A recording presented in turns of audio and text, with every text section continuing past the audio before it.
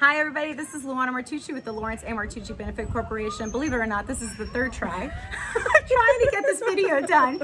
Nothing seems to be working today, so we're having, technical difficulties. Luckily, Skyla, Trinity's mom, is here to help me out, so thank you, kudos to her. Usually we do a Trinity update on our newsletter every single month, and we've been doing it since 2019 after everybody met Trinity at our Venetian Masquerade.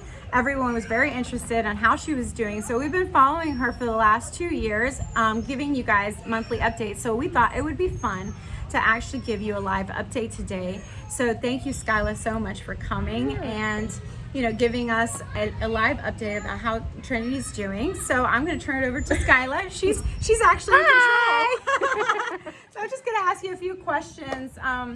So a lot of people met Trinity in 2019, but your struggle happened in 2018, right? Mm-hmm. So this journey of going through cancer treatments and diagnosis and all that happened before that masquerade. And can you tell us a little bit about how this journey started for you and Trinity and your family? Yep. So she was actually diagnosed with neuroblastoma in July of 2018. What started as her pediatrician thinking that it was just an ear infection that had drained into her lymph nodes. We quickly, within 10 days, were presented with a baseball-sized mass on the side of her neck that was so big that it was actually breaking the blood vessels, so it was all black and blue. So we had already taken 2 trips to the ER at that point, and they kept telling me, "Mom, don't worry, it's nothing, here's another med, it's okay, it's just an infection." And so when it was baseball size, our pediatrician was like, "No, they missed something, you need to go back, you need to find out what's going on." And so we had originally gone in on a Wednesday, and by Friday morning it had doubled in size at least. Wow. And it was, our pediatrician was like, "Nope, you're going back. They need to do blood work. They need to do a biopsy. They need to do all these things. You're not leaving until they do it." So we went back to the hospital, back to the ER, and they did a rush biopsy, a rush CT scan. The CT scan confirmed solid mass tumor. And then on a Friday afternoon, they're trying to call the pathology department and all of them saying, "Don't go home yet," because a lot of people don't understand that hospitals pretty much close down on a weekend. Mm-hmm. They don't fully staff on the weekends. Mm-hmm. And you're going to see the kids running around. So hang on. Hang on. I think that we found them. That's Anastasia. Say hi. Say hi. That's Trinity. Look at this hair. I brought you some bows. You like bows? Yes. Ooh, yay. I saw that your hair was growing, and so we're all at the park having fun, and so the girls get to run around. Yes. And which one do you want to wear today? They're getting bows. This one? The pink one? Oh, I know. There's ants. Everywhere, but they won't hurt you. They like the trees. They won't hurt you. You want to sit with me? Come sit with me. Oh, you're welcome. We'll let them bite me. This is actually something that's kind of fun for you guys to see, because in some of the updates I've talked about how Trinity has Harlequin syndrome, which means that half of her body doesn't sweat. And so when she gets running around, you see how it's just straight down the center. One half is red, one half is not. And so this is the half that doesn't sweat. So she does overheat. She does overheat pretty easily. So I would like that. Here. Anastasia wants a bow too. Oh, you want a bow too? Yeah, we'll get you a bow too. You want it on the side? Okay. And I don't have one on my other side, please. You want on the other side too? Okay. Good manners. We'll get you the one that matches. There you go. And then we'll give Anastasia the other one, okay? All right. Oops. That's what happens when you have kids. All right? Anything. We're improvising. We got this. And mine. And in yours, yes. But I like this. Okay, let's see on this side. Oh my goodness, you are just gonna be beautimous. What's this? What? Oh, somebody found the cookies. Somebody found the cookies. Look at you. Go look at the camera. Look how pretty you look with all those bows. Say hi. Hi. Hi. And now we have Anastasia who needs a bow. And look at you. You already have a ponytail up there. Yeah, babe. Yes, you may.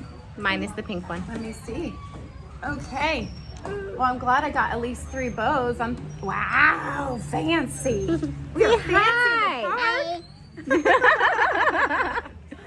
So Anastasia was about 11 months old when Trinity was diagnosed. How about now? Go play. All right, go play. Go play. Wait, you there? Raise you there. Raise you there. Raise you there. Yeah. So she does have her hearing aids in. And yeah, that's going. But so anyways, back to what we were saying. Went back to the hospital. They did a CT scan, confirmed solid mass tumor. They did a biopsy, and then the next day it was confirmed neuroblastoma. So we were admitted straight from the ER, and we were there for 12 days. So our first stay was 12 days. Wow.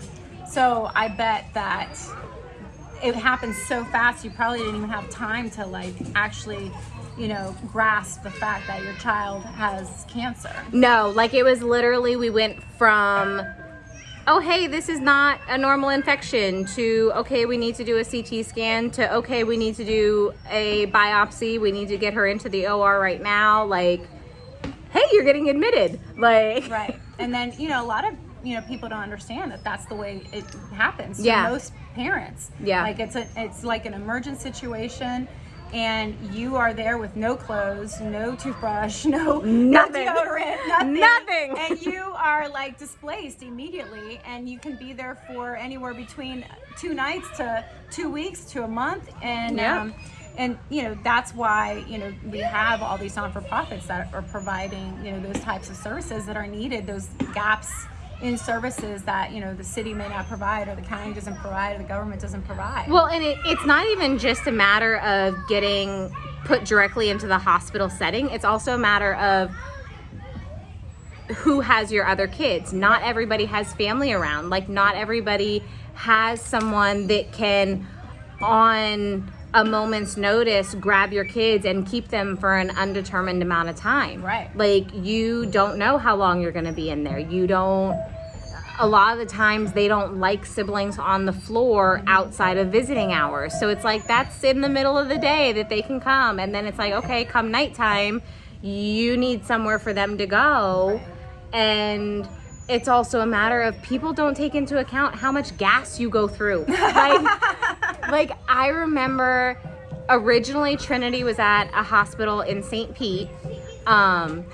Here they come back again. But originally Trinity was at a hospital in St. Pete, and it was a matter of, it was about a 35-minute drive. And even at the hospital that Trinity is at now, it still takes us about 35 to 40 minutes to get there. So a lot of people don't understand that all of those expenses are on oncology families, like paying for the gas, paying for the wear and tear on your car, paying for food outside of the outside of your home, because meals are not included for people staying. Like, the only person that gets meals is the kid. So if you've got a mom that's staying there, or a dad that's staying there, or both, like, that's 3 meals a day that you're eating out. And I think that a lot of people don't understand that it automatically increases your monthly spending a lot. Yes. And that's not even including any of the medications or hospital stays or anything like that that isn't included with insurance. And that's if you have insurance that will even cover it, because not all insurances cover oncology things. So I just want you to know, I'm giving your kid a Nerf gun. If only I knew how to use it. That would be really great. I mean, I'm sure Mom knows how to use it. I have no idea. Mom doesn't know. know, I know. Now I think you're ready. Just don't shoot any Don't shoot children. anybody. I know. There you go. Oh my gosh. Are we shooting it? Are we shooting it? Is it gonna work? She's so cute. I know. So that's Sierra. So you have to charge it. Yep, you have to. Yeah, there you go. Load Good it up. job. Good job. I'm like, I did push it back for you. I think you did good. I think it's ready. You just do it one time, back and forth. No, I have to push it all the way back. Yeah. Oh, there you go. Yeah. You got it There you now. You want me to try again? You got it? To go. Oh, there you go. So all the way back and forward. Okay. Shoot away, but not your sister. Instant, watch out. Okay. I'm gonna shoot straight up. Okay. Be careful. Close your eyes. Go ahead. There you go. Did that hit anybody? No. No. You did good. She can pick up all the bullets. Okay. All right. That's why we have little people. Next question. Next question. We're finally going to get through this. So how's Trinity doing today? I mean, I know that you're still going through treatments and trials and things like that. You've gone near and far for all sorts of types of treatments and things like that. You know, how is she doing today? So Trinity is on a 2-year clinical trial that is actually set to finish this November. So that's daily chemos that she takes for that. And then she also has her clinical trial team, which used to be in Michigan, and then they moved to North Carolina. So regardless of which state they were in, every 3 months we were traveling there. Wow. Okay, so yeah, talk about gas mileage. Airfare at that point. And airfare. Well, thank goodness. You know, can you imagine? I've done the drive to North Carolina with once, the and I'm 3 kids. good. I'm Yeah, good. That's craziness. Yeah, a lot of people don't understand how these families are displaced immediately and how they need immediate services. I mean, it is something that, you know, a lot of them will have to miss work or have to just quit altogether and just to be there for their child in the hospital because they have no idea how long they're going to be there for. So it's important to realize that these families are displaced immediately. And some of them don't have, you know, any support around either. Yeah. You know, families that live out of the state or out of the country. You know? Well, and we're lucky because like we do have some really great local friends that have stepped in and kind of come alongside of us. But as far as family, like we don't have family in the state of Florida. Mm-hmm. So yes, the girls were with my parents in New Jersey for a little while when Trinity was first diagnosed, but that's not a long-term solution. Like you can't keep siblings away from each other for the duration of cancer treatments. Right, like exactly. and that's what a lot of people don't understand is like they think that you go to the hospital, you get a couple things of chemo or a couple shots or whatever it is that people think, and then they think you're good. But it's a matter of we're 3.5 years in, almost 3.5 years in, and she's still taking daily chemos. Yeah. Like, crazy. and that's what a lot of people don't understand is that it can be a really long journey. Yeah, absolutely. So as you know, we support mostly pediatric cancer research, and we're specifically trying to find a prevention to pediatric cancers. What does that mean to you to be able to find a prevention? I think that it's the world. It gives the kids a chance to be a kid. Like Trinity has a lot of things going on as a result of cancer treatments. She has hearing aids. We're gonna have to put tubes back in her ears because the first set didn't work. Like there's so many things that cancer robs these kids of. Like they rob them of just being kids and going to school and going to birthday parties. And she had a central line for like 2.5 years ish. She had a central line for like 2.5 years, and it's a matter of they can't get wet when they have one. So that's no swimming. You have to do sponge baths. You can't take normal showers. Kind of hard in Florida. Yeah. Yeah. No, Yeah, no and pool then time, it's no beach exactly, time. and then it's hard because you can't easily let the siblings go and then tell the oncology kiddo, oh no, you can't go. Like you have your tubies, which is what we called her central line, was her tubies, because it was just 2 little tubes sticking out of her side. And we had to flush them every morning. We had to Hep-lock them every morning. We had to, if they were blocked, we had to go to the hospital. Like if we couldn't get a blood draw back from them, we had to go to the hospital and have them put special medicine in it to get the blood clot resolved. Like it's like, okay, well there just went the whole day. And that's, you know, and I think that that's part of, you know, it gets me a little bit frustrated that so much focus is being put on a cure, because a cure means treatment. And treatment means going through everything you've gone through for the last 2 years. Yep. And, you know, doing all those things and missing out on, you know, being a kid and being, you know, she found all the bullets. I'm like, where am She I found everything. She found the, Yeah, we found the extras. We found the extras. We found the safety goggles. I love it. I love it. But you know, that's why. Oh, go. You can. She's fine. We're good. Are you kidding me? is basically live, you know, so we make mistakes and things happen, we just keep going.